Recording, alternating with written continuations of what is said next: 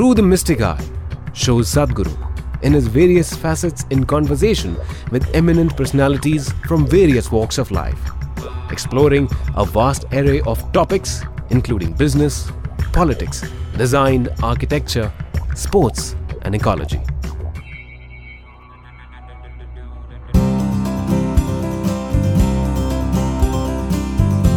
Delighted to be in conversation with Sadhguru. What we'll do today is explore moral dilemmas of various sorts, particularly with reference to the corporate world. Extremely important that successful people send a clear message: success is a beautiful thing. It is not a suffering, it is not a miserable thing to do in your life. If this has to happen, your expansion has to happen by embrace, not by conquest. A lot of people have not strived for their success. They are successful by chance. That's why they're euphoric and depressed. If they had crafted their success, you would know the mechanics of success. It doesn't matter what's happening today, you know where you're going anyway.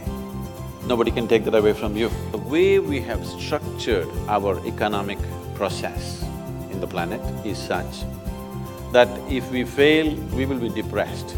If we succeed, we will be damned.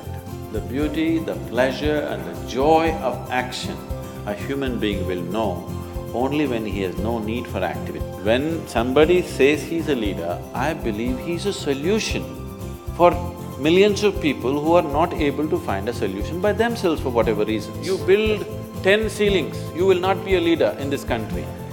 You just block one or you break one instant.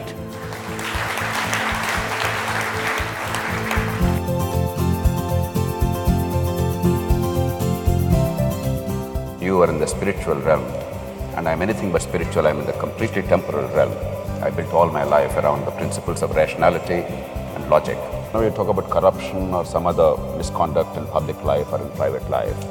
We talk of morality and values instead of talking about institutions. As far as I'm concerned, there's no corruption in India. Where is corruption in India? There is only banditry. It's such an ambiguous law. This is good to control foreign nations if you occupy them, not for our nation to move ahead. Too much ambiguity. There is something called as humanity within us. If you stir up this dimension which we call as humanity, when somebody is feeling very human, he doesn't need morality. He will be fine the way he is. This one quality set us apart from the rest of the world, so outside world recognized as one nation, though there were so many political entities. We need to understand even today, it is only this spiritual thread which is keeping this as one nation. If you break this one thing, after 25–30 years, you will wonder, why are we one nation? And we will break.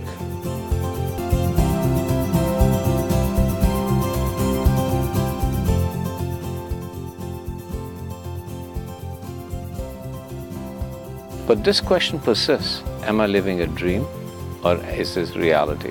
Education is basically about enlarging the horizons of human perception.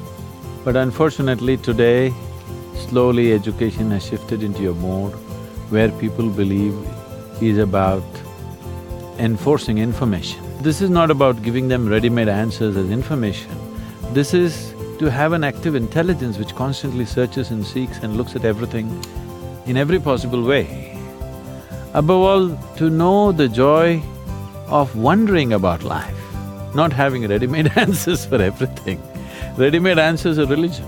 I can walk fast, maybe you could fly, but you will miss out the possibility of flying because you're in competition with me. All you want to do is take few steps more than me. The gardener in this school is as important for us as the headmistress of the school. So that's what the children are constantly perceiving. Once you make one thing bigger than the other, one thing small, one thing big, one thing high, one thing low, one thing divine, another thing filthy, then you miss the whole point of existence. So the essence of education is to enhance your perception in such a way that you are able to perceive a blade of grass being as important as the coconut tree. Is not less important. It's different, that's all.